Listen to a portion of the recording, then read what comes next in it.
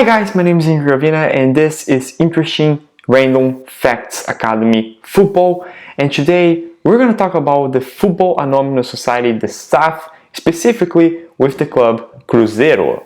I wasn't able to get a Cruzeiro shirt, but it is what it is. But first of all, did you see the button? Yes, the subscribe button. Click the subscribe button because after you click the subscribe button, you're going to be a new subscriber to Interesting Random Facts Academy. So, without further ado, let's begin. First, what is the Football Anonymous Society? Before 2021, most of the Brazilian clubs, with the exception from Cuiabá and Red Bull Bragantino, were structured as non-profit civil associations, which were organizations that were exempt from taxes and could not be sold to investors. In 2021, Law 14,193 was established. The law allowed Brazilian football clubs to transition from non-civil associations to corporations. Thus, we have the creation of the SAF, which the purpose is to improve the governance and financial management of Brazilian football clubs. Now that you know a little bit about the SAF, let's talk about how the implementation of the SAF has helped with one of the Brazilian giants, Cruzeiro. Cruzeiro is arguably to be one of the greatest clubs in Brazilian football, with 6 Copa do Brasil, 4 Brazilian leagues, and 2 Copa Libertadores. In 2013 and 2014, Cruzeiro won the Brazilian league back-to-back. But financially speaking, since 2011, Cruzeiro was already having their expenses and debts being accumulated. After losing most of their players from the 2014 squad in 2015, Cruzeiro spent way much money and the debt was only getting higher and higher. In 2017 and 2018, Cruzeiro won the Copa do Brasil back-to-back, which is one of the most profitable tournaments in Brazil. But that prize wasn't enough to make Cruzeiro be in a calm financial stage. In 2019, under President Wagner Pires do Sá, Cruzeiro had a debt of almost $155 million. Most of this debt was from failing to pay back the salaries of employees and players on time.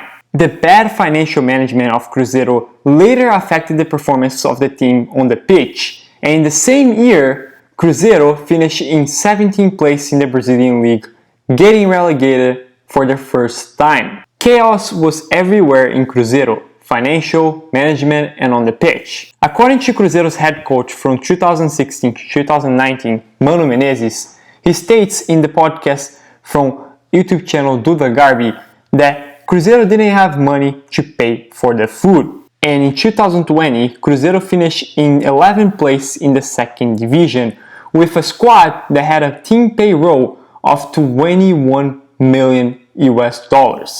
To give a comparison, the second division champions of the year, Chapecoense, had a team payroll of $7 million, showing how Cruzeiro had a very big team payroll for an institution that had almost $155 million of debt. In 2021, Cruzeiro finished in 14th place in the second division of the Brazilian league, with a debt of almost 1 billion Brazilian reais, which is equivalent to $193 million. Cruzeiro was close to go on a bankruptcy, but a Brazilian football legend would change the status of the club. At the end of 2021, Ronaldo R9 bought 90% of the club's SAF. Right in the first year as the owner of Cruzeiro, Cruzeiro won the second division of the Brazilian league and got into the final of their state championship where they lost to their arch-rivals Atlético Mineiro. In 2023, Cruzeiro didn't have a great year as a football team as they finished in 14th place in the Brazilian league. At the beginning of this year, Cruzeiro got out of the Copa do Brasil after losing to a 4th division team, Souza, and lost once again the state championship final to their arch-rivals Atlético Mineiro. After losing the final against Atlético Mineiro, Cruzeiro fans had enough and started protesting against Ronaldo R9.